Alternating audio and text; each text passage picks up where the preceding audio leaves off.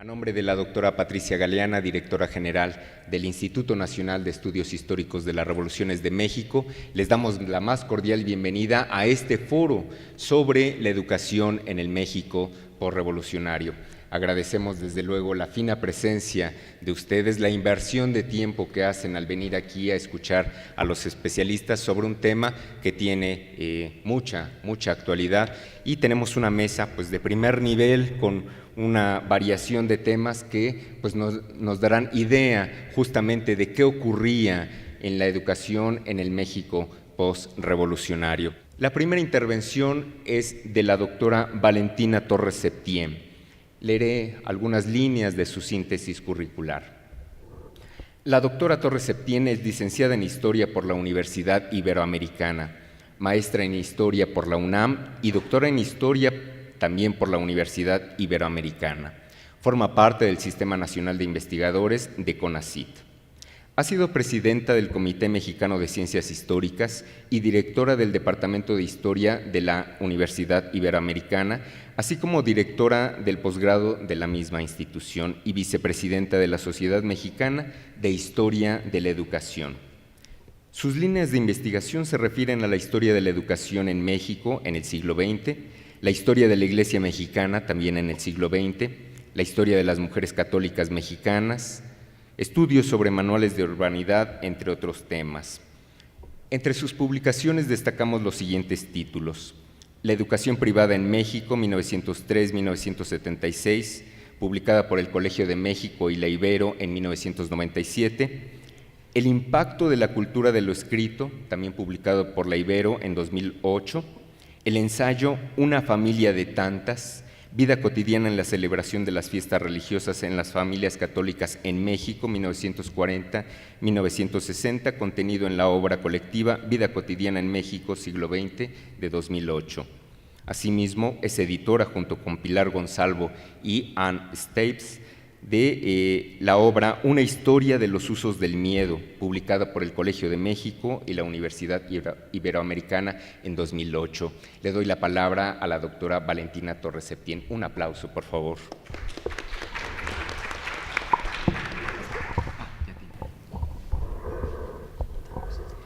Pues muchas gracias por la invitación. Al INER, muchas gracias a ustedes por estar aquí presentes. Voy a hacer una relación en torno a la historia del desarrollo de la educación privada en México, haciendo énfasis en las cuestiones que tienen que ver con la relación Iglesia-Estado. ¿Qué movía a los padres de familia para desear pagar una educación que constitucionalmente debería de ser ofrecida en todas las escuelas gratuitas del país? La respuesta a esta pregunta es la que nos pone en camino de analizar una serie de valores, de tradiciones y de pertenencia a un grupo social. Mucho se puede decir al respecto. Sin duda, una motivación era estar precisamente dentro de esta élite social que permitía una posible relación entre iguales, los que podían pagar una colegiatura. Pero también en la mayoría de los casos se trataba de recibir una formación religiosa que los padres de familia consideraban indispensable. Quizá, por lo último, hablar de educación privada en México es referirse a un problema de índole ideológico. El objetivo de esta plática es situar históricamente el fenómeno de la educación particular o privada, con énfasis en la educación confesional, para insertarlo en el fenómeno más amplio de la educación pública, de la cual también forma parte. Al hacer un poco de historia, podemos decir que desde los albores del siglo XVI existió en la Nueva España la preocupación por educar. En el mundo hispánico, la educación encontró su razón de ser en la tradición católica, que le imprimió su carácter de unidad ideológica y cultural. En el México independiente, si bien el proceso de secularización condujo a que el Estado asumiera casi toda la responsabilidad educativa, no con ello se pensó en relevar por completo a la Iglesia de sus funciones docentes. Bajo la vigilancia de los órganos estatales, se insistió que debería continuar desarrollando tareas educativas para cubrir la demanda de las escuelas de primeras letras. El interés por mantenerlas era obvio, pues a través de la Iglesia se ofrecía educación gratuita a los niños sin recursos. Durante el siglo XIX, las escuelas particulares gozaron de una libertad condicionada, ya que el Estado se reservaba la autoridad de supervisar y asegurarse de que los maestros de estas escuelas tuvieran las aptitudes y preparación necesarias para la enseñanza. Desde entonces, el Estado se encargó de que los maestros particulares cumplieran las reglas de buena policía y pusieran la mayor vigilancia para que las máximas y doctrinas que se enseñaran fueran conformes a la Constitución política de la nación y de la sana moral. Desde entonces, no hubo duda de que el Estado velaría porque la educación que se impartiera en escuelas particulares no se saliera de los límites fijados por el propio Estado. Lo que buscaban los liberales de esa época era transformar a una sociedad de fieles y creyentes en una sociedad de ciudadanos, y para ello legislaron a lo largo del siglo buscando destruir el poder económico de la Iglesia. Por ello, en la mayoría de los reglamentos existe una preocupación del gobierno por vigilar a las escuelas particulares manejadas por la Iglesia. El concepto de educación particular fue el resultado de un proceso paulatino que empezó a adquirir sentido tanto por razones de pertenencia a un estrato social determinado como por cuestiones económicas e ideológicas.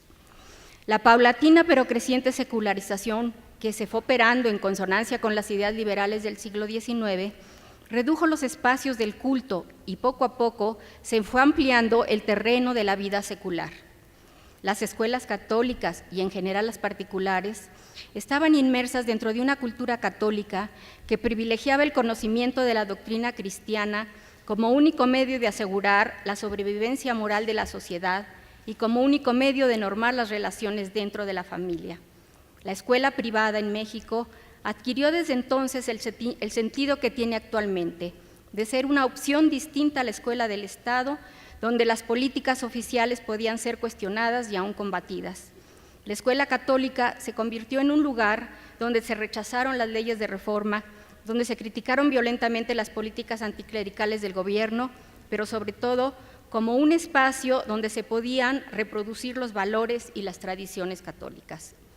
El largo período de la paz porfiriana propició un optimismo en el desarrollo económico de México y la confianza hacia un futuro de progreso, si bien se identificaba con la idea liberal de un país moderno.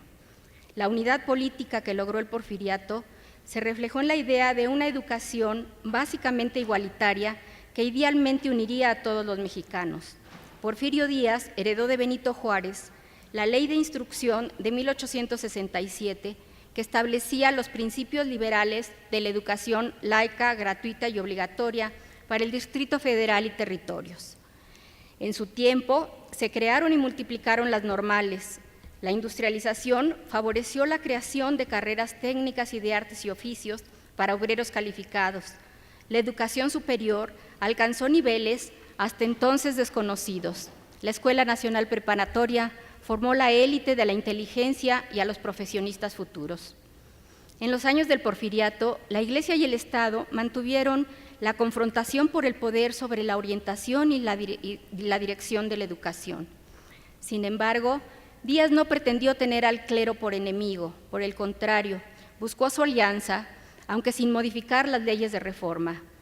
Al triunfo de los liberales, decidió seguir una política de condescendencia y tolerancia con la Iglesia que le permitió alcanzar la paz. Gracias a esta postura del dictador, la Iglesia se reorganizó y obtuvo los espacios suficientes para intervenir en la educación. Los liberales continuaron sus esfuerzos para evitar que la educación siguiera en manos de la Iglesia, pero la tolerancia de don Porfirio le concedió a esta una posición de privilegio. Gran parte de las primarias particulares dependían de las parroquias o de maestros muy acreditados en las localidades, escuelas pequeñas pero con prestigio social. Las preparatorias, que incluían tanto a la secundaria como a la preparatoria propiamente dicha, dependían en su mayoría de los seminarios diocesanos.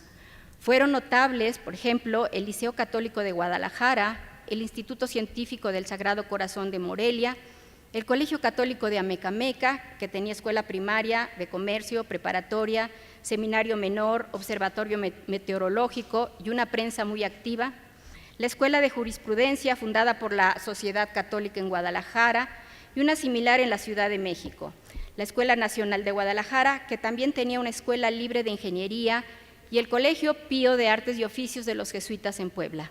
Prácticamente todos los seminarios diocesanos tenían escuelas secundarias.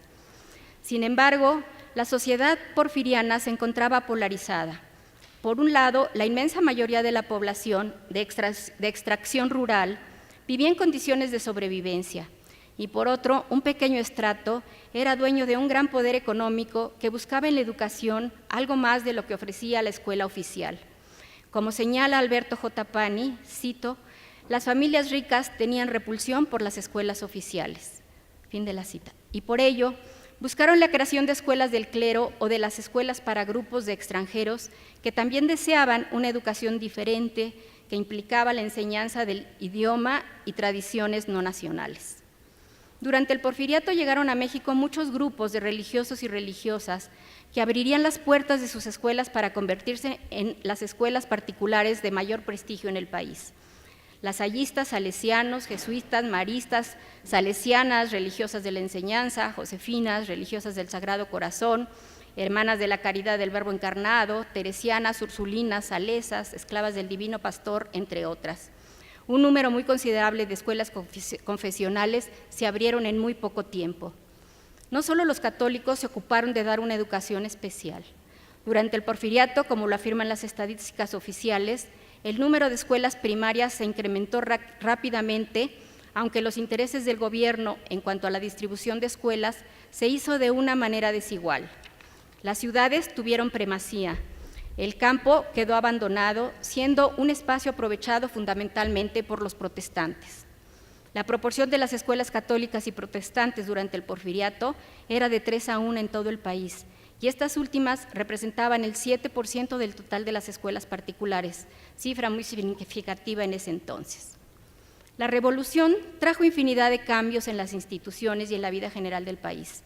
Sin embargo, la educación y las escuelas particulares sufrieron pocos trastornos en los primeros años del movimiento, ya que el régimen maderista fue moderado en su trato con las instituciones educativas y con la Iglesia y no intervino en el funcionamiento de las escuelas. Sin embargo, el año de 1914 marcó una fecha definitiva en cuanto a la vida de los colegios particulares, fundamentalmente los católicos. Fue sin duda su año más difícil durante la etapa revolucionaria. Diferentes facciones, algunas anticlericales, acusaron a los religiosos de apoyar al régimen de Victoriano Huerta, por lo que intensificaron la persecución de sacerdotes y montaron una campaña en contra de las escuelas que estos dirigían. La lucha fue enconada, por lo que muchos planteles cerraron durante algunos años o desaparecieron definitivamente. Hay quienes aseguran que en ese año todos los colegios sufrieron la clausura de sus escuelas a mano militar.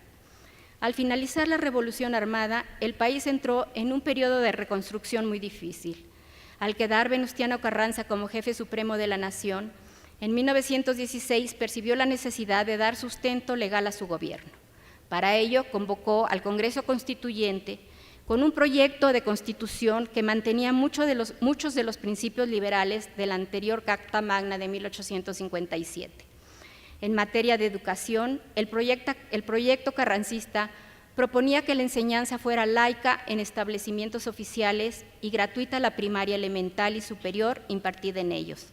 Este artículo sostenía que las instituciones particulares quedaban en entera libertad de acción y el Estado no tenía derecho de intervenir en las políticas educativas de estas.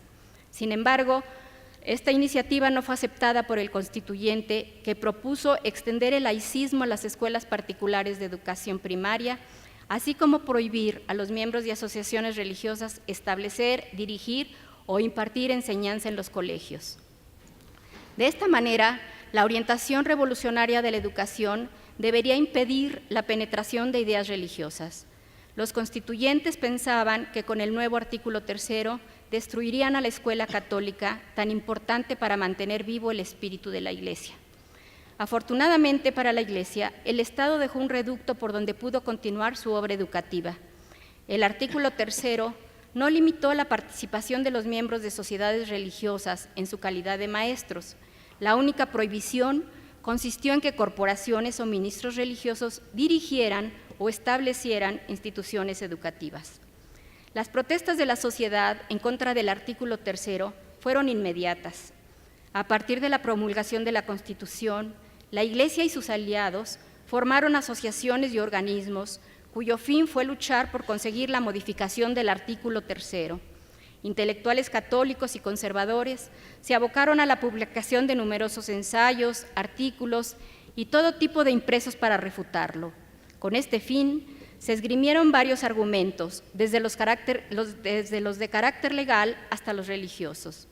Obviamente, los primeros en protestar fueron los miembros del clero.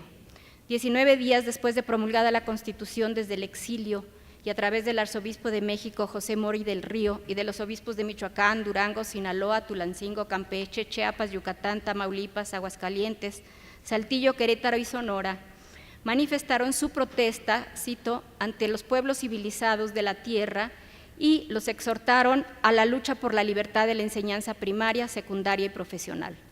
Rechazaron la autoridad ilimitada del Estado en la educación y consideraron que su participación debía restringirse a comprobar la suficiencia y eficiencia de los maestros, sin atacar creencias religiosas. Y señalaban que la revolución iniciada como un movimiento político se había convertido en uno que calificaban de arreligioso.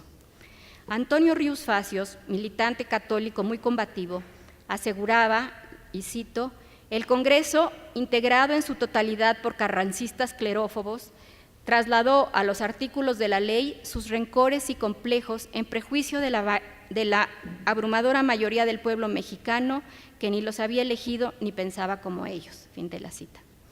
Un grupo nacido a raíz de estos acontecimientos fue la Unión Nacional de Padres de Familia, primera organización escolar de escuelas particulares de las muchas que se formarían posteriormente, quien se manifestó combativamente en defensa de lo que llamaba sus derechos.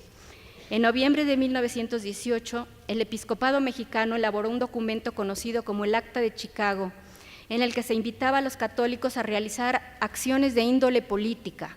Se les daban instrucciones para movilizarse con el fin de establecer una paz religiosa en la República. Sin embargo, el laicismo quedó definitivamente instaurado en las leyes constitucionales, aunque en la práctica el artículo 3 no se aplicó a la letra, ya que hubo tolerancia hacia las escuelas confesionales, tanto en el gobierno de Carranza como en el de Huerta y aún con Obregón. No obstante, el contenido del artículo era una piedra en los zapatos de los católicos, pues sabían que existiendo el ordenamiento en la Constitución, en cualquier momento podía ponerse en práctica. Cuando las condiciones del país empezaron a tranquilizarse, las órdenes religiosas que habían emigrado o aquellas que se habían escondido en 1914 regresaron poco a poco a reabrir sus escuelas si éstas no habían sido confiscadas o para tratar de recuperarlas. La situación, sin embargo, era difícil, pues la amenaza de hacer cumplir el artículo 3 aumentaba las posibilidades de confiscaciones y clausuras de los colegios, de manera que estas reaperturas se efectuaran teniendo en cuenta esta realidad. A partir de entonces, las sotanas de los sacerdotes empezaron a cambiarse por trajes oscuros y los hábitos de las religiosas por vestidos negros. Se perdió la gratuidad, que había sido una de las características de muchas escuelas confesionales, ya que al ser confiscadas muchas de ellas, tuvieron que invertir en nuevas propiedades. También la Iglesia había sufrido una pérdida económica considerable que la imposibilitó para seguir financiando y manteniendo a muchas de estas escuelas. Desde entonces, se vieron obligadas a cobrar colegiaturas. Este hecho cambió por completo el concepto de escuela particular, ya que a partir de aquellos días se empezó a limitar este servicio al grupo que podía pagarlo. Los gobiernos posrevolucionarios fueron condescendientes con el funcionamiento de las escuelas particulares, aun con las confesionales. José Vasconcelos, secretario de Educación del presidente Álvaro Obregón, apoyó la creación de todo tipo de colegios sin importar su credo. Para el secretario, la competencia entre las escuelas públicas y privadas debía establecerse en el terreno de la calidad y no del contenido ideológico. Consideraba que, debido a las precarias condiciones económicas del país, no se podían despreciar los pocos recursos disponibles. Obregón, por su parte, afirmaba no ignorar la existencia de la escuela católica, cito, cuya misión es inculcar ideologías antigobiernistas y antirrevolucionarias, pero a su vez coincidía con Vasconcelos en considerar la incapacidad económica del Estado para dar solución a toda la demanda educativa, por lo que era mejor proporcionar alguna educación, aunque sectaria, que ninguna. Los establecimientos confesionales no claudicaron en sus esfuerzos catequizadores, por lo que únicamente modificaron su apariencia externa. Para ello, la mayoría tomó precauciones con el fin de ser molestados por las autoridades. Eliminaron de las aulas imágenes, catecismos, libros, medallas. Los religiosos cambiaron su aspecto exterior y el nombre de sus establecimientos. En la actuación de las autoridades educativas se observó en general un espíritu de moderación y objetividad, lo que hizo posible una coexistencia pacífica de estas con los colegios particulares que siguieron funcionando. En general, las escuelas confesionales reabrieron sus puertas y pudieron crecer, aunque no siempre en sus mismos locales. Sin embargo, la postura pasiva del Estado no satisfizo las ambiciones de la Iglesia, que no se resignó a ver limitada su influencia en el campo educativo. Su posición se hizo más beligerante día a día, con lo que demostraba que estaba dispuesta a recuperar el terreno perdido ante el Estado. La Iglesia sumó sus fuerzas y fortaleció a sus agrupaciones. Entre las más interesadas por obtener reivindicaciones educativas, destacó la Unión Popular de Jalisco en 1924, con su objetivo principal de luchar contra el laicismo. En 1926, el padre Bernardo Bergoen, fundador de la Acción Católica de la Juventud Mexicana, propuso la creación de la Liga Cívica de la Defensa Religiosa.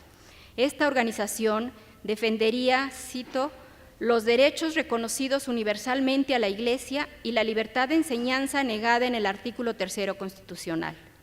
El discurso constante de las organizaciones católicas hizo ver a la educación pública como una institución intrínsecamente perversa, cuyo objetivo no era otro que el de deformar las conciencias de la niñez. El conflicto educativo entre la Iglesia y el Estado durante el periodo del presidente Plutarco Elías Calles fue uno de los motivos de la sangrienta guerra cristera. Durante su administración hubo persecución, se exigió el cumplimiento constitucional de la educación laica y se legisló abundantemente en torno al artículo 3. Las nuevas leyes callistas limitaron aún más la acción de las escuelas particulares y amenazaba con hacer, ahora sí, efectiva la ley. Los efectos de estas leyes en el ámbito escolar fueron serios. La Iglesia impuso prohibiciones a los padres de familia para que enviaran a sus hijos a establecimientos laicos. Muchas escuelas cerraron, sobre todo en las regiones donde el problema fue más agudo, como Jalisco, Michoacán y Guanajuato. En los años del Maximato, las ideas socialistas cundieron entre varios sectores. El tema educativo siguió siendo motivo de gran efervescencia ideológica y la idea de implantar un socialismo educativo se topó nuevamente con grupos católicos que lucharían denodadamente en contra de esta disposición, que finalmente se radicalizó modificando el artículo 3 en 1934, implantando la educación socialista. Otro problema de igual magnitud fue la idea de ofrecer un curso de educación sexual en las escuelas, idea que enojó sobre todo a los padres de familia, que la consideraban innecesaria y peligrosa, y cuestionaron la capacidad del Estado para impartirla. El asunto llegó a tales extremos que provocó la renuncia del secretario de Educación, Narciso Balsols. Tanto el socialismo educativo como la educación sexual se entendieron como acciones del gobierno para terminar con la tradición, con la Iglesia Católica y con el derecho de educar de los padres de familia. La postura de los católicos fue la de no ceder ante las presiones del Estado, por lo que aún en los años de persecución más terrible, abrieron grupos que trabajaron sin autorización legal. Estos grupos fueron células educativas que continuaron con su tradición religiosa y se negaron a poner en práctica los programas y principios socialistas. Recibieron varios nombres como grupos escolares clandestinos, escuelas hogar, centros hogar, operación escuela. Según un cálculo de la época, en 1935, unos 25,000 niños del Distrito Federal recibían educación en estos grupos. A partir de 1938 a 1940, se inició una etapa de reconciliación que favoreció el sistema privado de educación. En estos años se inició el periodo que se conoce como de unidad nacional. La Iglesia prefirió mantener buenas relaciones y aceptar los logros que hasta entonces había obtenido en lugar de sostener una lucha desgastante y estéril. No así la Unión Nacional de Padres de Familia, más radical y menos política que la misma Iglesia, quien mantuvo una posición combativa en todo momento y que enfocó todas sus baterías para lograr la modificación del artículo 3º, misma que se logró en diciembre de 1946. Hacia finales de la década de los 60, el Estado era ya la fuerza hegemónica. El presidente Adolfo López Mateos, en 1958, anunció la puesta en marcha de una reforma escolar que culminaría con lo que se conoce como Plan de 11 años, primer esfuerzo de planificación educativa en México para incorporar a todos los niños mexicanos a la escuela. El punto culminante de este plan fue la idea de editar y distribuir libros de texto para todos los niños de primaria, con el objeto de hacerla más democrática y que fuera efectivamente gratuita. El texto gratuito se convirtió en obligatorio y la discusión que esto provocó alcanzó niveles alarmantes, sobre todo en relación a las escuelas particulares. La Unión Nacional de Padres de Familia encabezó la oposición a esta iniciativa, a la que se unieron otros grupos afines. Los particulares no lograron alterar las posturas y decisiones gubernamentales al respecto, ya que el Estado mexicano logró imponer su uso obligatorio, mediante una posición de tolerancia con los particulares, de manera que fue posible el que se utilizara como texto complementario en las escuelas particulares, muchas de las cuales lo tenían pero no lo utilizaban. Los cambios que se dieron en la Iglesia después del Concilio Vaticano II tuvieron importantes repercusiones en el campo de la educación católica al abrirse a posiciones más democráticas. La Iglesia reafirmaba su misión específica de promover la educación cristiana entre todos sus fieles. Consideraba su incuestionable derecho de abrir escuelas precisamente en cuanto que es servidora de todos los hombres, no solo de los más pudientes. En efecto, algunos sectores de la Iglesia, como los jesuitas y maristas, siguieron considerando prioritaria a la escuela, pero no como había funcionado hasta entonces. Se manifestó la enseñanza de una renovación total y profunda para dejar de perpetuar y consolidar estructuras injustas. Se pretendía, por el contrario, que la educación católica fuera uno de los mejores medios para transformarlas. Esto llevó a un cuestionamiento muy serio sobre la función de las escuelas confesionales y del papel que éstas jugaban como reproductoras de un sistema social injusto. El presidente Gustavo Díaz Ordaz enfrentó los problemas provocados por la política de palo y torta, la cual venía ejerciendo una represión institucionalizada que desembocó en el penoso movimiento estudiantil del 68. El sistema educativo era uno de los más deteriorados al final del movimiento. En 1973 se expidió la Ley Federal de Educación, que en su artículo 5 estipulaba que el Estado conservaba el derecho de autorizar a los particulares la facultad de impartir educación. Para este momento ya no hubo impugnaciones de la Iglesia, sino más bien alababa los esfuerzos de las autoridades educativas de los últimos años. Nuevas versiones del libro de texto gratuito volvieron a suscitar el debate, que se centró en los contenidos de algunos volúmenes de ciencias sociales y ciencias naturales. La Unión Nacional de Padres de Familia consideraba que los libros tenían, cito, una ideología tendenciosa, socializante, tendiente a desembocar en un comunismo ateo. En cuanto a la educación sexual, se manifestaron en contra de que el sexo se viera únicamente a través del prisma biológico y no se considerara el aspecto moral. Finalmente, los libros de texto gratuito prevalecieron hasta la fecha. Los últimos años son testigos de cambios importantes en la legislación concerniente a las relaciones Iglesia y Estado, que implican necesariamente una correspondencia con la educación privada confesional. El artículo 3º constitucional, fuente de la mayor parte de las discusiones en el debate educativo del siglo XX, fue modificado en 1992 en términos de limar las inquietudes de los grupos conservadores, dando fin a la disputa por la educación. La lucha entre una visión unitaria que se justificaba en aras de lograr la unidad nacional llegó a carecer de sentido ante la realidad del México actual, fragmentada y efervescente. El resultado ha sido una apertura hacia grupos religiosos y culturales en la escena educativa nacional que ya no se percibe como amenaza para el Estado, sino como signo de la necesaria modernización de la sociedad mexicana y del nuevo modelo educativo en la que sin duda los particulares han sido los grandes vencedores. Muchas gracias.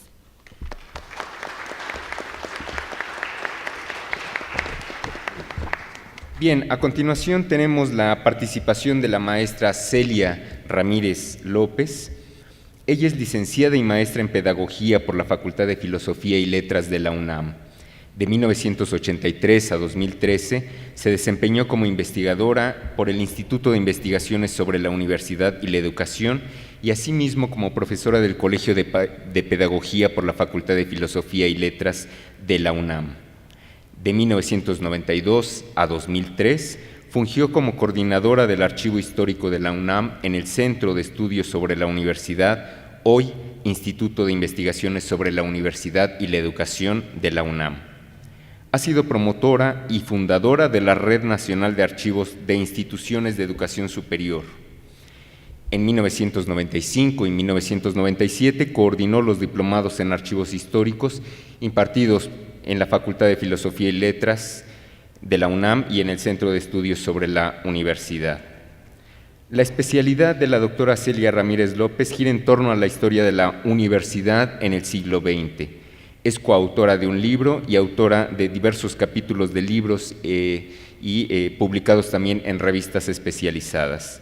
Actualmente está en prensa en la UNAM su libro Crisis Política, Consolidación Académica, la Universidad 1933-1944, y justamente la maestra Celia Ramírez va a referirse a la historia de la universidad, la vida de la universidad en el primer tercio del siglo XX. Le damos un aplauso, por favor, gracias. ¿Cuál toma, maestra? Pues buenas tardes, muchas gracias al Instituto por la invitación y a ustedes por estar presentes para oír todo lo que nosotros hemos trabajado y nos da una gran alegría poder difundir en un público como este. El título de mi trabajo es La Universidad Antirrevolucionaria. Hay una época en la cual la opinión pública y aún la historiografía universitaria consideran a la universidad como una institución conservadora y burguesa y la llegan a calificar de antirrevolucionaria, sobre todo durante el periodo 1933-1944, durante la vigencia de la llamada Ley Gómez Morín o de la autonomía plena, ambos títulos inexactos. El primero porque no fue Gómez Morín quien la elaboró o promulgó, y lo de autonomía plena es relativo, pues fue el propio Estado quien dictó su ley en 1933. Más tarde la derogó y promulgó una nueva ley en 1945, que es la actualmente vigente. Se percibía la universidad como poco identificada con los intereses nacionales y a los universitarios de la época como insensibles ante los problemas sociales. Estas descalificaciones me llevaron a interesarme en el estudio del periodo. Mi fuente básica fue el Archivo Histórico del Consejo Universitario, órgano supremo de la institución, y en la prensa de la época.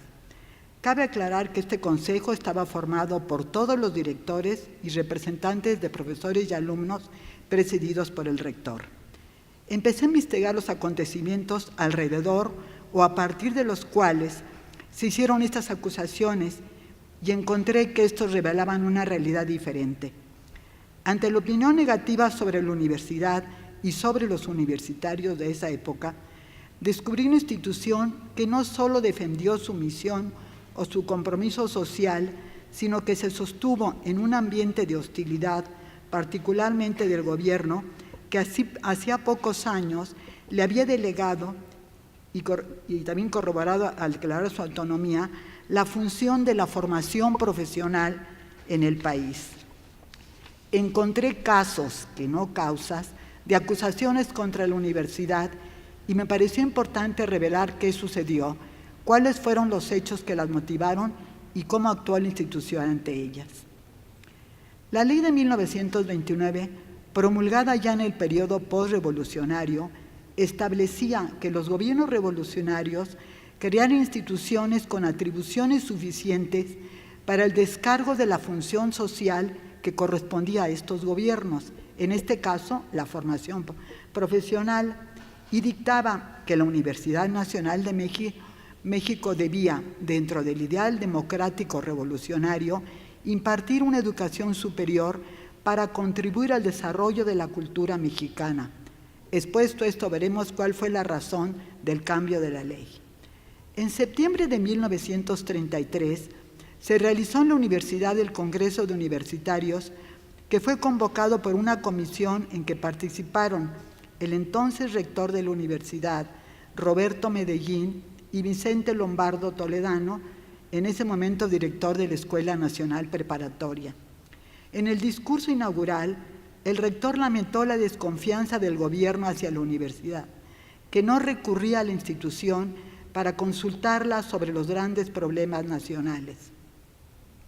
En este congreso, al que asistieron universitarios de todo el país y que trabajó en diferentes comisiones, el objetivo principal era dar a la enseñanza universitaria orientación para que las carreras que se impartían o se creaban respondieran a las necesidades sociales del momento.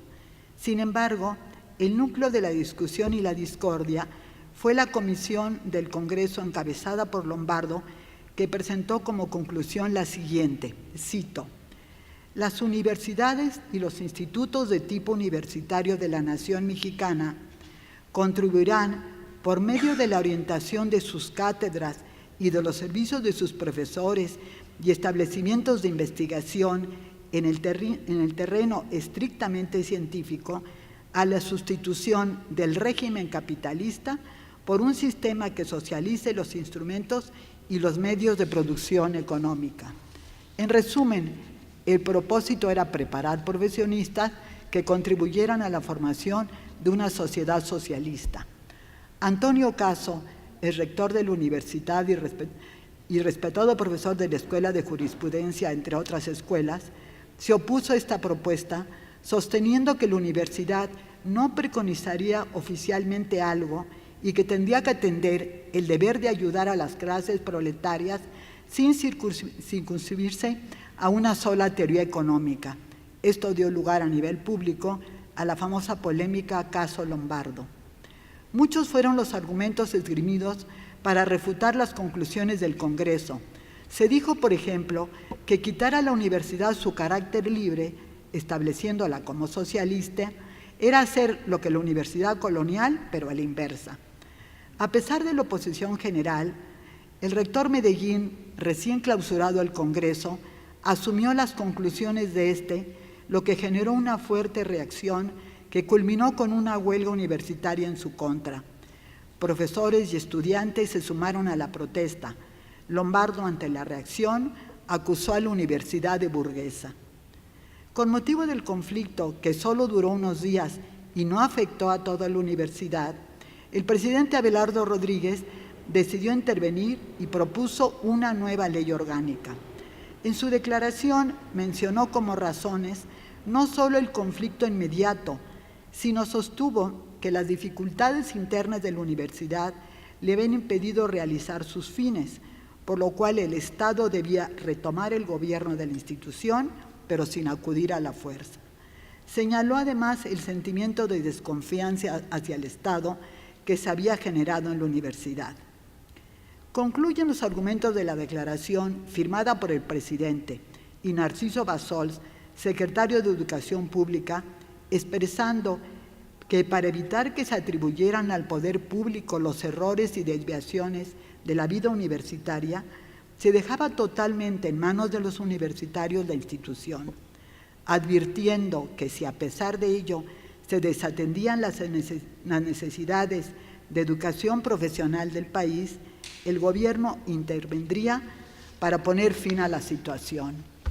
En la tribuna de la Cámara de Diputados, al presentar el proyecto de la nueva ley, Narciso Bassols culpó a la universidad de formar profesionistas cuya única intención era obtener una patente de corso para salir a explotar a la sociedad y la calificó de antirrevolucionaria. Desconoció así el papel de la universidad como la institución gubernamental destinada a impartir educación superior y declaró que el gobierno se quedaría únicamente con la educación técnica de quienes, cito, no podían perder el tiempo en los socios universitarios, cierro, para elevar el nivel de las clases proletarias, descalificando todo lo que no fuera útil, la educación teórica, las humanidades y las artes. A pesar de que la intención real de la ley fue desvincularla de un proyecto de nación en el que no cabía, considerándola inútil y un lujo para el pueblo revolucionario, los universitarios recibieron con optimismo esta medida, pues por fin la universidad se hallaba en manos exclusivamente de ellos. La opinión pública en la prensa compartió esa visión. Se percibió la desvinculación como una gran oportunidad y como una victoria, pues la dependencia del gobierno no se consideraba positiva. Comenzó entonces una época de avatares para la universidad, en la que tuvo que sortear otros conflictos, además de la restricción económica que la sometió el gobierno, pues ésta dejó de recibir el subsidio que le permitía sobrevivir y se le otorgó una cantidad fija de la cual percibiría los intereses. En enero de 1935, el entonces secretario de Educación Pública, Ignacio García Telles, hizo una desafortunada declaración y afirmó que, de acuerdo con las finalidades y programas de la escuela secundaria, ésta seleccionaría aptitudes y encauzaría para el ejercicio de la preparación técnica y no para las carreras liberales. Esta decisión dejaba sin preparación previa a los aspirantes a la universidad, por lo que el entonces rector Fernando Carranza presentó una iniciativa para subsanar este vacío, restableciendo los 3 primeros años de preparatoria que se habían abolido cuando se creó la secundaria en 1925. A la iniciativa, el gobierno respondió con un decreto que dictaba que era facultad exclusiva del Estado impartir educación primaria, secundaria y normal, y que ninguna institución podría hacerlo sin incurrir en violación del texto de la Ley Suprema. En el decreto se declaraba que el propósito de la reforma educativa del Estado era crear en la juventud una ideología encaminada a la justicia social, libre de prejuicios anacrónicos, y que esto era imposible, cito, si con el pretexto de exigencias técnicas o pedagógicas se permitía el funcionamiento de escuelas fuera de su control, que el noble ideal de la escuela socialista era integrar a las diferentes clases sociales para que los alumnos salieran de la secundaria con conciencia de solidaridad y simpatía para las clases laborantes, y al concluir su carrera profesional estuvieran imbuidos en los imperativos del bien público y no de la especulación privada.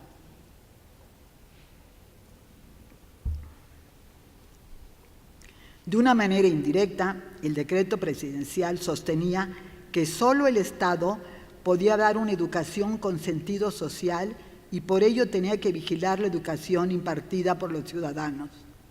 Atribuía todas las bondades de la educación a la impartida por el Estado, descalificando y censurando la hecha por otros. Esta disposición, que evidentemente fue una refutación a la propuesta de la universidad al restablecer los 3 primeros años de bachillerato, que equivaldrían a la educación secundaria, estuvo plagada de acusaciones veladas a la educación universitaria, tachándola de insensibilidad social, y descalificó los argumentos expuestos, calificándolos de pretextos. El rector Carranza, en declaraciones públicas, insistió en que no se estaba creando una escuela secundaria de tipo universitario, sino que se aumentaban años a la preparatoria. Manifestó que no quería un enfrentamiento con el Estado, sino cumplir con los fines de la institución acorde con la ley que le dio la autonomía. Los profesores de la Escuela Nacional de Jurisprudencia, con argumentos jurídicos, defendieron el derecho de la universidad a organizar sus estudios de acuerdo con la ley que le otorgaba la ley orgánica y consideraron que el ciclo que se pretendía reabrir era necesario para ingresar a la universidad, por lo que esta no era una educación secundaria, sino preuniversitaria. Independientemente de lo artificioso que pueda sonar el argumento, ellos trataban de defenderse para hacer lo que consideraban procedente y que se les impedía por razones ideológicas. La universidad intentó ampararse contra el decreto gubernamental, pero se le negó el amparo aduciendo que no estaba reclamando bienes patrimoniales. Intentó también entrar en pláticas con el gobierno para poner en armonía sus necesidades técnico-pedagógicas con los intereses gubernamentales y someter sus puntos de vista al presidente. Pero mientras el Ejecutivo resolvía, se decidió abrir la preparatoria de 5 años exponiendo sus razones. La respuesta de la sociedad fue inscribir a 1,200 estudiantes. Para no abrir este ciclo escolar por encima de la ley y atender la demanda de los alumnos inscritos, Alfonso Caso, rector de la Universidad de 1944, propuso declarar que la preparatoria era indispensable a la vida universitaria y abrir los primeros años como cursos de extensión en espera de poder transformarlos en su preparatoria de 5 años, con la esperanza de que el presidente entendiera el problema técnico de la preparatoria no como un capricho, sino como indispensable para la cultura superior de México. El rector, en un afán conciliador, reiteró que esta reforma tenía un sentido estrictamente pedagógico y no una rebelión contra el recién reformado artículo 3 de la Constitución. Se inspiraba en motivos económicos y sociales, justificando al gobierno que la política estatal se inspiraba en motivos económicos y sociales que, con notorio acierto, lo habían decidido a prescindir de una universidad oficial por considerarla ajena a su plan de gobierno.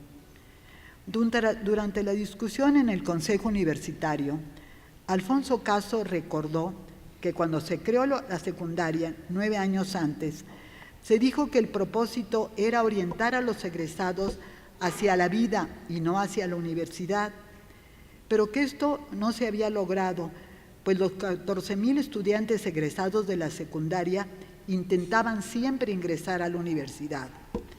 Después de muchas deliberaciones, se establecieron los 3 primeros años de preparatoria como cursos de extensión universitaria el 24 de mayo de 1935. Más tarde, tras algunas negociaciones con un nuevo secretario de Educación Pública menos hostil a la institución, fueron aceptados por el gobierno. Estos cursos más tarde se convirtieron en iniciación universitaria, ciclo que permanece hasta hoy en día en un solo plantel de la universidad. No debemos dejar de lado el hecho de que se atacaba a la universidad por no aceptar la educación socialista, como lo dictaba el artículo 3 de la Constitución, reformado el 13 de diciembre de 1934, o sea, que en el momento de la discusión sobre la secundaria estaba en pleno auge la disputa.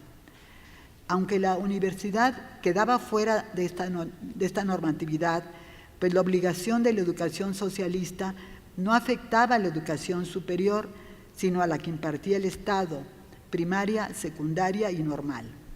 Además, hubo una reacción en los católicos contra la reforma del artículo 3, como ya vimos, y en algún momento se vinculó a los universitarios con esta protesta, acusándolos de incitar a la rebelión contra el proyecto educativo del Estado.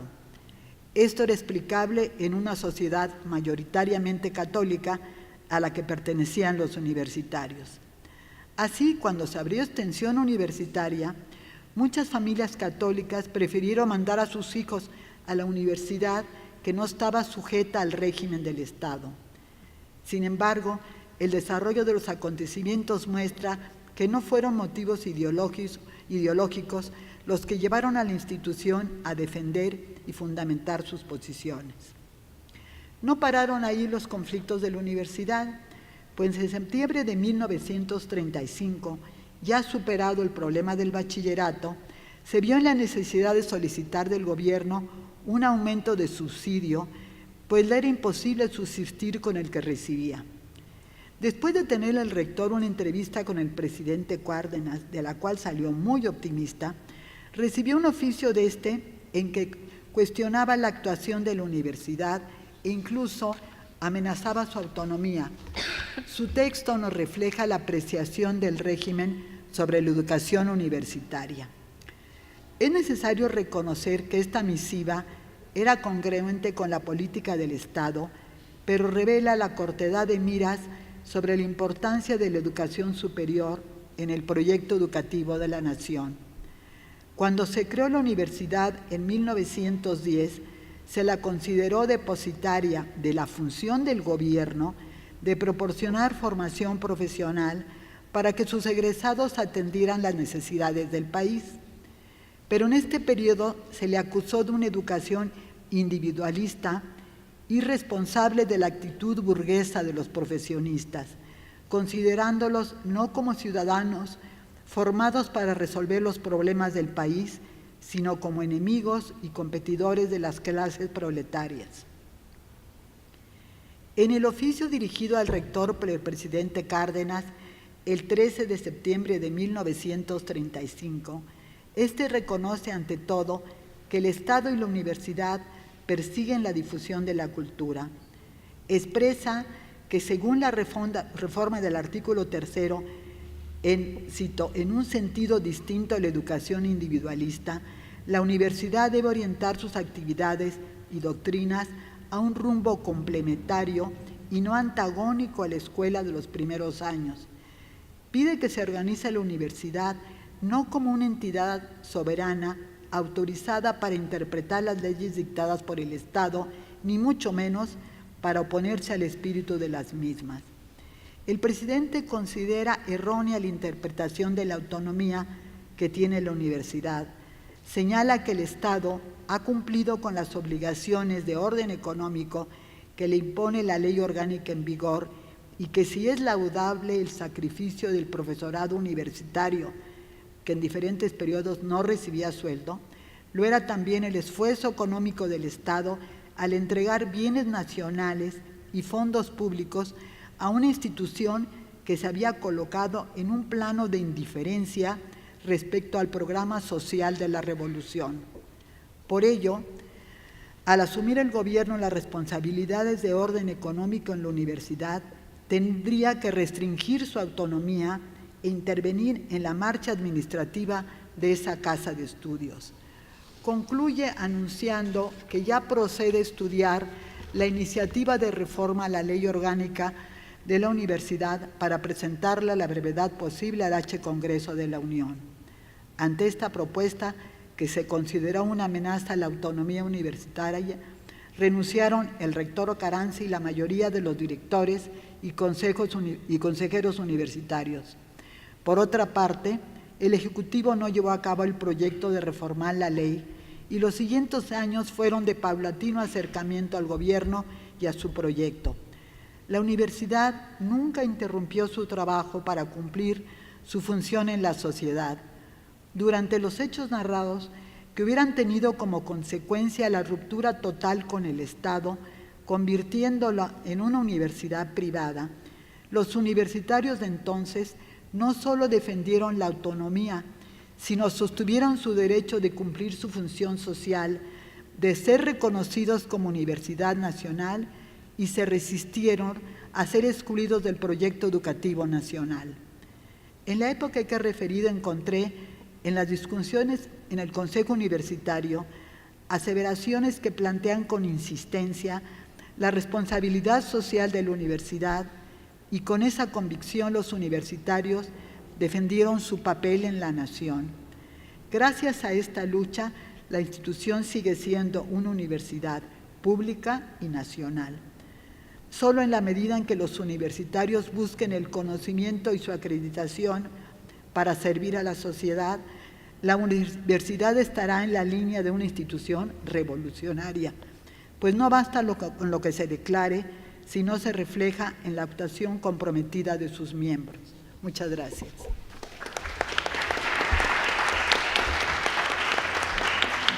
A continuación tenemos la intervención de la maestra Angélica Vázquez del Mercado colega que ya ha participado con nosotros en el INERM. Ella es historiadora dedicada a la divulgación de la historia y a la promoción cultural. Actualmente se desempeña como directora general adjunta de Fomento a la Lectura y el Libro, adscrita a la Dirección General de Publicaciones de la Secretaría de Cultura del Gobierno Federal. También cursa el máster propio en lectura, libros y lectores infantiles y juveniles en línea por la Universidad de Zaragoza, en España. Ha sido editora de Ciencias Sociales en Ediciones Castillo para el nivel secundaria, coordinadora de investigación en el Museo Nacional de la Revolución, profesora de Historia en la Facultad de Humanidades e investigadora del INERM durante las conmemoraciones de 2010. Ha publicado ensayos de divulgación histórica en diferentes obras y medios electrónicos. Destacamos algunas de sus aportaciones. Es coautora del libro de texto Metodología de la Investigación para el nivel bachillerato por Editorial Santillana.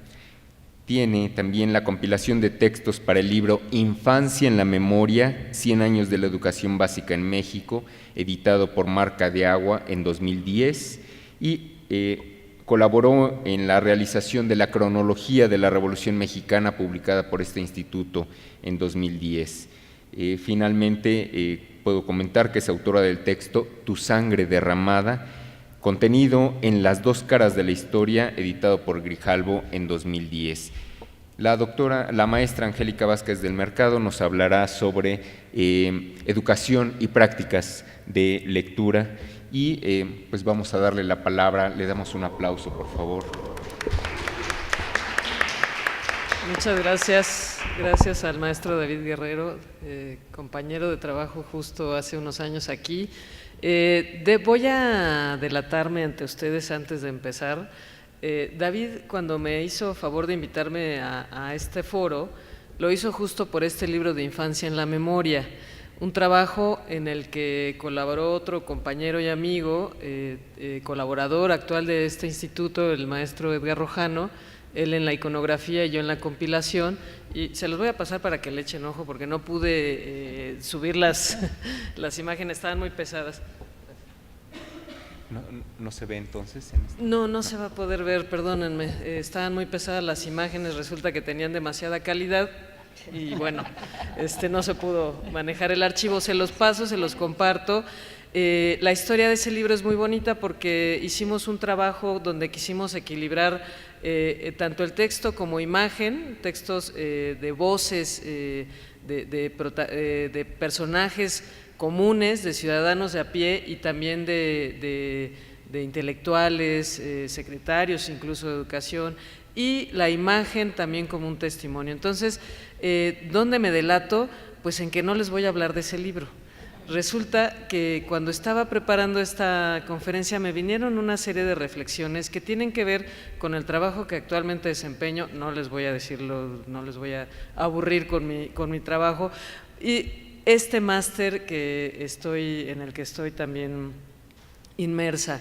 Y lo que me vino fue una reflexión que tiene que ver desde luego con la historia de la educación, pero también qué tiene que ver la lectura en este espacio. Ya que me delaté frente a ustedes, bueno, pues ahora voy a leerles lo que les he preparado. Desde luego, antes que nada, agradecer a la doctora Patricia Galeana, directora de este instituto, la amable invitación que me hizo a presentarme. Siempre es un gusto estar en este espacio, que siempre está vivo, ¿no? Tan nutrido. Hay que decir que no todas las conferencias donde uno se presenta tiene tanto público, entonces me da mucho gusto encontrarme con ustedes. La invitación a este foro, sin duda un espacio necesario para profundizar en el conocimiento del pasado mexicano que redundará en una mejor comprensión de nuestro presente, con miras a la construcción de un futuro donde todos los mexicanos vivamos en equidad e igualdad de oportunidades. Y el primer paso para lograr ese sueño, en mi opinión, y desde luego no es una novedad, debe ser garantizar la educación de calidad para todos los mexicanos. Sé que es un tema álgido y en boga por muchas razones y que este no es el foro para discutirlo, pero solo quiero decir que estoy convencida de que la educación es un compromiso de todos, en casa, en la escuela, en el trabajo, en la calle, con los amigos. Es decir, que educar no se limita a aprender algo en la escuela, que no se limita a la acumulación de saberes, sino que se trata de una construcción cotidiana de esos saberes, de puentes entre conocimientos, de relaciones y aprendizajes, de experiencias y de descubrimientos, de vivir en busca de la felicidad, de tratar de vivir en comunidad y en las mejores condiciones posibles. La educación en los primeros años de vida es un proceso en el que intervienen muchos factores, pero también muchas personas. Educar no es mandar a los niños a la escuela. En el aula y el maestro son elementos de un mismo proceso, es cierto, pero también los útiles escolares, el juego, el descubrimiento del cuerpo, el reconocimiento del otro, así como el respeto, la tolerancia, la solidaridad o la honestidad. No vamos a la escuela para aprender a leer o sumar, vamos a la escuela para aprender a vivir en comunidad, para que, al salir a la calle, tratemos de alcanzar nuestros sueños. Pero esa es solo mi opinión, no es un conocimiento científico, ni mucho menos. Es solo mi percepción después de algunos años de trabajar en el servicio público en temas culturales y educativos, de leer desde luego escritores, funcionarios e intelectuales que han promovido incansablemente el derecho a la educación, a la cultura y a las artes, como por ejemplo José Vasconcelos, Alfonso Reyes, Jaime Torres Bodet, Pablo Latapí, entre muchos otros. Debo decir que no soy especialista en historia de la educación, pero sí que tengo el honor de coordinar un programa que aporta mucho a ella. Desde la Secretaría de Cultura del Gobierno Federal, en el programa dedicado al fomento de la lectura a nivel nacional, en espacios de educación no formal, en espacios públicos y en muchos otros de los que si hay oportunidad y viene al caso les hablaré. Porque no vine a hablarles de mi trabajo, pero sí de su relación con mi experiencia en la investigación de temas históricos. Si soy congruente con lo que acabo de decirles líneas arriba, debo decir que estoy convencida de que en ese proceso que implica la educación, la lectura es un elemento indispensable. Leer es precisamente construir conocimientos, levantar puentes de comunicación y entendimiento entre lectores. Voy a apuntar aquí algunos momentos o hitos en la historia de la educación que considero relevantes para el tema que me ocupa. Insisto, lectura y lectores. Me gusta mucho citar a dos escritores para explicar mejor esta idea. Por un lado, a Gianni Rodari, periodista y pedagogo italiano, en un libro precioso que se llama Gramática de la Fantasía, cuando dice, y lo cito, «Todos los usos de la palabra para todos, no para que todos sean artistas, sino para que nadie sea esclavo». Es decir, el derecho a recibir educación, a tener acceso a la palabra y a la cultura escrita, mediante el cual todos nos colocamos en el mismo lugar. El otro autor que me gusta citar es el poeta español Luis García Montero, cuando dice, con más o menos estas palabras, leer es ponerse en el lugar del otro sin quitarle al otro su lugar.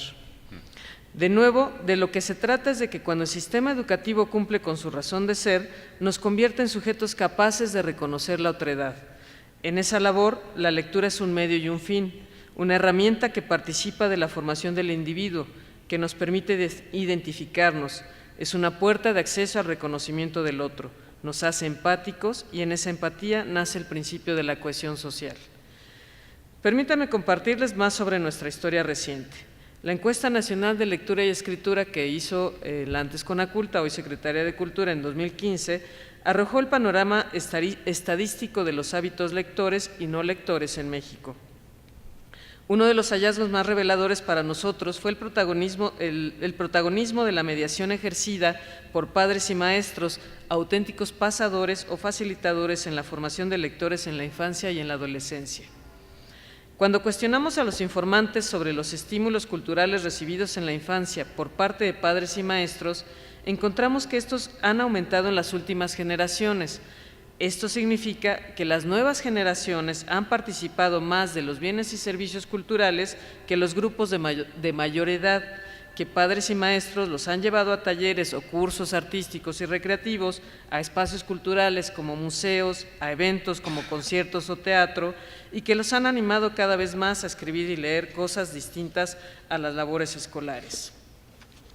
Conforme aumentaba el rango de edad del informante, aumentaba el porcentaje de estímulo recibido en la infancia, conforme el rango de edad del informante aumentaba, el porcentaje de estímulo recibido en la infancia es menor, Los adultos mayores reportaron haber recibido menos estímulos durante la infancia que las generaciones recientes.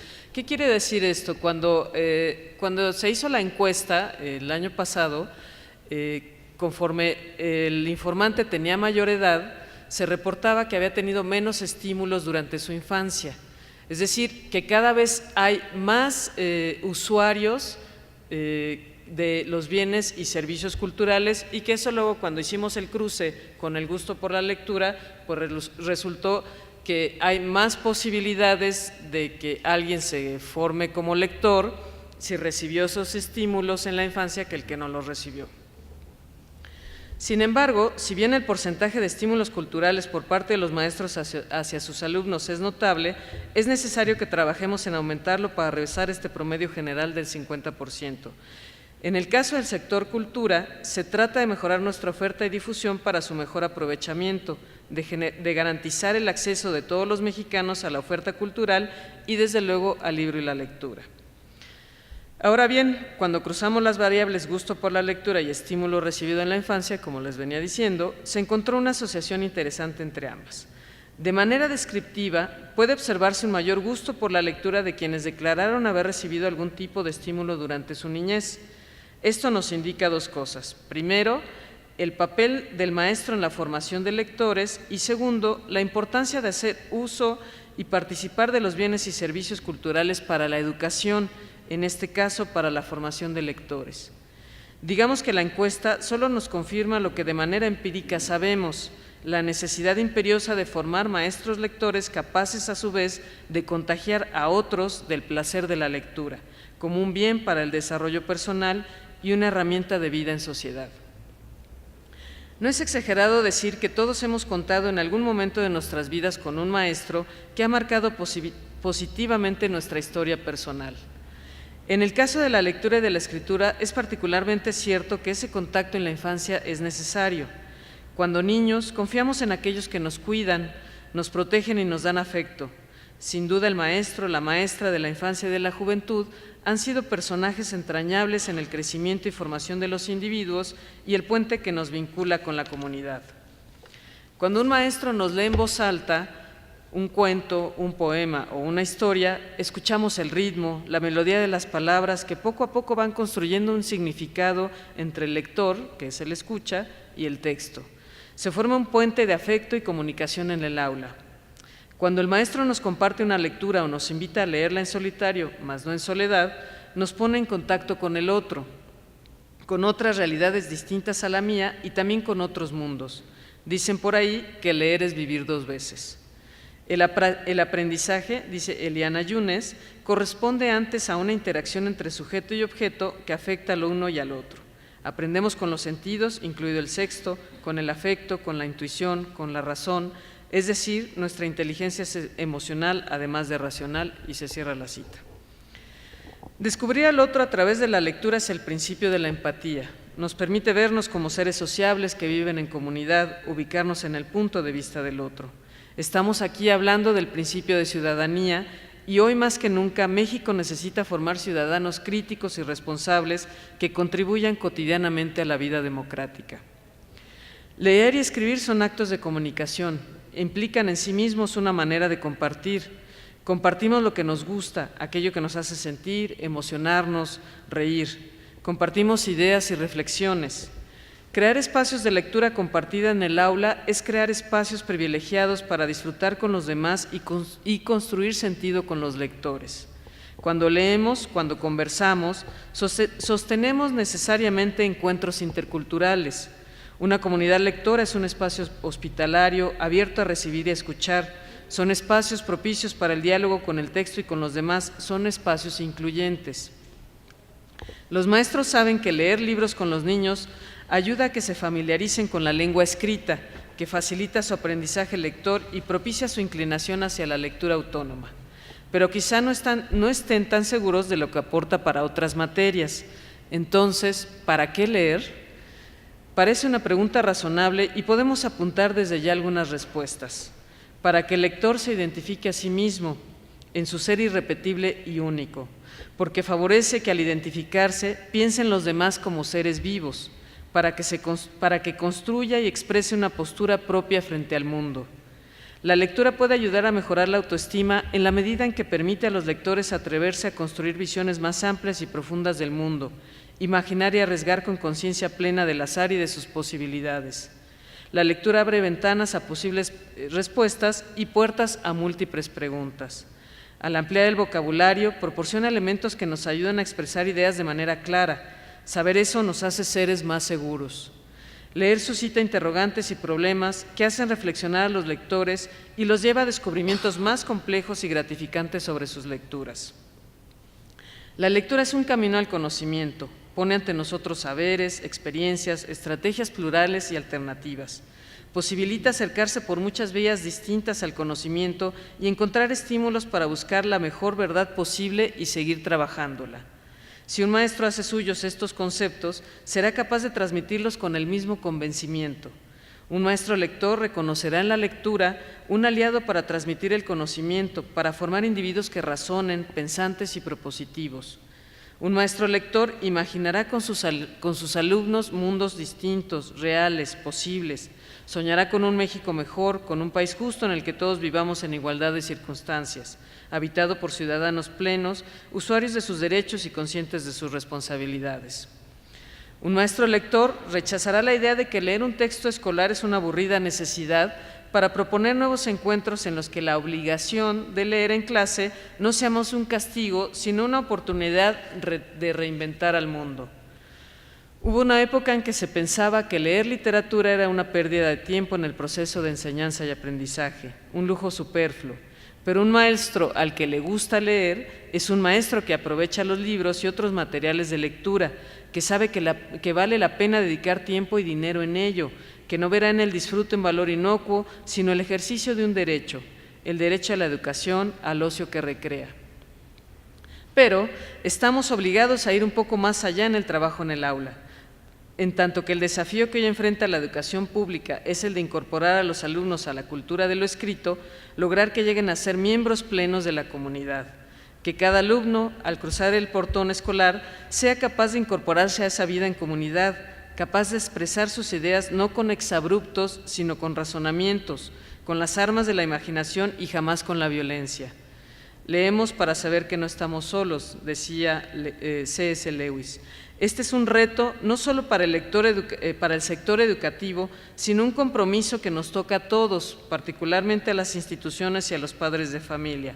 Se trata, como dice Michel Petit, no tanto de cómo podemos construir lectores, sino más bien de cómo la lectura ayuda a las personas a construirse.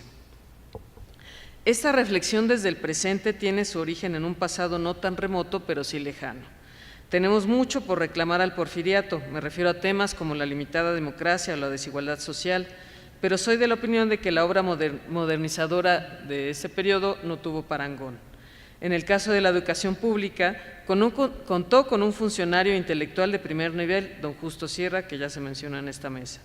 Me parece que es el fiel de la balanza en la administración de Díaz, mientras que José Yves Limantour se ocupaba de los trastos y de los fierros, de las monedas y de los billetes, Sierra cargaba el peso hacia la modernización del sistema educativo. Bueno, mejor dicho, hacia la creación de un sistema educativo. Como apunta la doctora Eugenia Meyer en el texto que aparece en este libro de Infancia en la Memoria, don Justo procedió a una verdadera transformación de los planteamientos educativos, promovió la autonomía de los jardines de niños y la profesionalización del magisterio, pretendía dar a la primaria un carácter de nacional, integral, laica y gratuita. Por entonces, también ya se mencionó en esta mesa, se creó la Secretaría de Instrucción Pública y Bellas Artes, que se regiría sobre la base de que la educación debía de ser un proceso social que irradiara hacia todos los aspectos de la vida.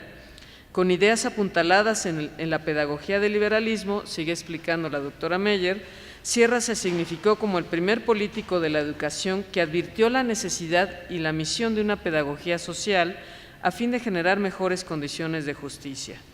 Lo dijo Sierra hace más de 100 años y nos lo repetimos hoy con la misma esperanza.